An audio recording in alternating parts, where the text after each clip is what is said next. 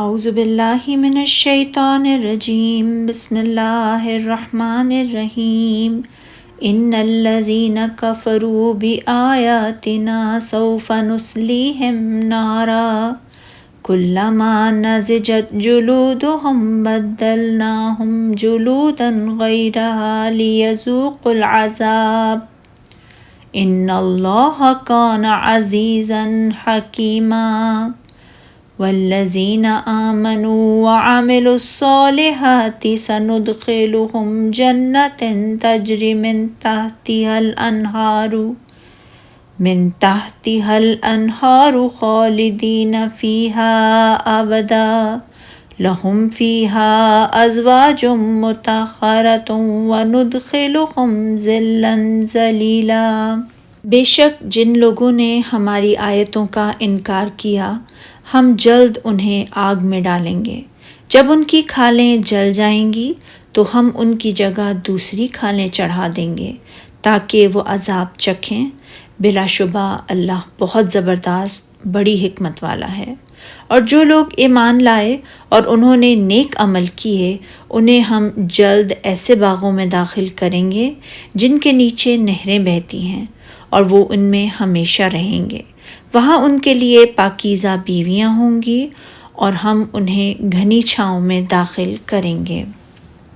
جو شخص اللہ تعالیٰ کی آیات کے ساتھ کفر کرے گا اور اس کے رسولوں کی تکذیب کرے گا، اللہ تعالیٰ آتش دوزخ میں اس سے جو سزا دے گا اس کا ذکر کرتے ہوئے فرمایا، یقیناً جن لوگوں نے ہماری آیتوں سے کفر کیا تو ہم انہیں ایسی آگ میں داخل کریں گے جو ان کے تمام جسموں اور تمام اعضاء کو چاروں طرف سے گھیر لے گی۔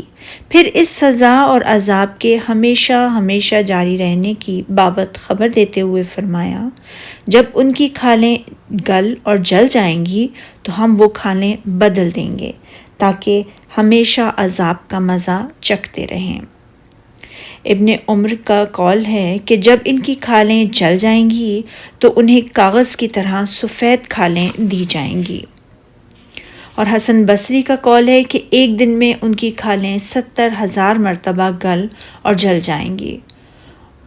اور امام حسن بصری نے فرمایا کہ اس میں یہ ذکر بھی ہے کہ جب ان کی کھالیں جل جائیں گی اور جہنم کی آگ ان کے گوشت کو کھا لے گی تو ان سے کہا جائے گا کہ پھر اپنی پہلی حالت پر لوٹ آؤ تو وہ لوٹ آئیں گی۔ ارشاد باری تعالیٰ ہے، اور جو ایمان لائے اور نیک عمل کرتے رہے ان کو ہم بہشتوں میں داخل کریں گے جن کے نیچے نہریں بہہ رہی ہوں گی اور ان میں ہمیشہ ہمیشہ رہیں گے۔ یہ اللہ تعالیٰ نے سعادت مند اور خوش بخت لوگوں کے انجام کا ذکر فرمایا ہے کہ وہ سدا بہار بہشتوں میں رہیں گے اور ان کے اطراف اور اکناف میں نہریں رواں دواں ہوں گی، اور وہ جہاں چاہیں گے رہیں گے اور جو ارادہ کریں گے وہ ان کو میسر آ جائے گا، اور وہ ان میں ہمیشہ ہمیشہ رہیں گے، نہ وہ اس سے کہیں جائیں گے اور نہ کہیں اور جانے کا ارادہ ہی کریں گے۔ اور ارشاد باری تعالیٰ ہے، وہاں ان کے لیے پاک بیویاں ہیں جو حیض، نفاس، بول و براز، گھٹیا اخلاق اور بری باتوں سے پاک ہوں گی، اور ان کو ہم گھنے سائے میں داخل کریں گے، اور ایسے سائے میں جو بہت گہرا، گھنا، پاکیزہ اور فرحت بخش ہوگا۔ حضرت ابو ہریرہ رضی اللہ تعالیٰ عنہ کی روایت ہے کہ نبی اکرم صلی اللہ علیہ وسلم نے فرمایا، یقیناً جنت میں ایک درخت ایسا ہوگا کہ سوار اس کے سائے میں 100 سال تک چلتا رہے گا تو پھر بھی وہ اس سائے کو طے نہ کر پائے گا۔ اس درخت کا نام شجر الخلد ہوگا۔ سبحانک اللہم و بحمدک اشہد ان لا الہ الا انت استغفرک و اتوب الیک۔